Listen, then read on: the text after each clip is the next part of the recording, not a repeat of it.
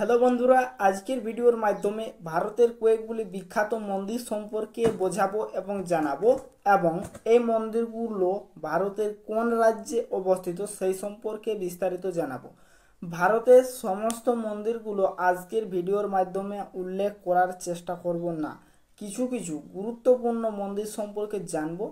ভিডিওটি লাস্ট পর্যন্ত দেখো, অবশ্যই কাজে লাগবে। আর তোমরা যদি এই মন্দিরগুলো দর্শন করতে কবে গেছো তাহলে অবশ্যই কমেন্ট করে জানাতে পারো, রিপ্লাই দেব। ভারতের বিখ্যাত কয়েকগুলি মন্দির 10টি বা 12টি মন্দির রয়েছে, এখানে আমার টাইপিং করে সেই সম্পর্কে জানাচ্ছি। জগন্নাথ মন্দির, যেটা ওড়িশাতে বর্তমানে রয়েছে, এবং নেক্সট 2 নম্বরে রয়েছে কামাখ্যা মন্দির, যেটি আসামে বর্তমানে অবস্থিত।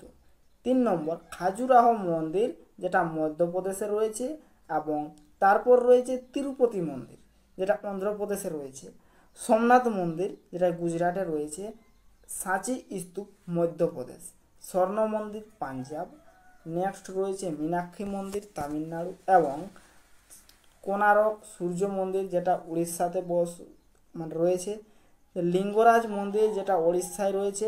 এবং আজকের এই ভিডিওর মাধ্যমে এটা তৈরি করার মূল উদ্দেশ্য এবং কারণ হচ্ছে, আমি এখন একটু জলদির মাধ্যমে কোনো একটা ভিডিও আপলোড করেছি, তাই এটা আপলোড করলাম, না হলে আমার ফেস রিভিল সহ ভিডিও আপলোড করার ছিল। তাই সময় না থাকার জন্য ছোট্ট একটা ভিডিও করে আজকের এই ভিডিওটা শেষ করলাম।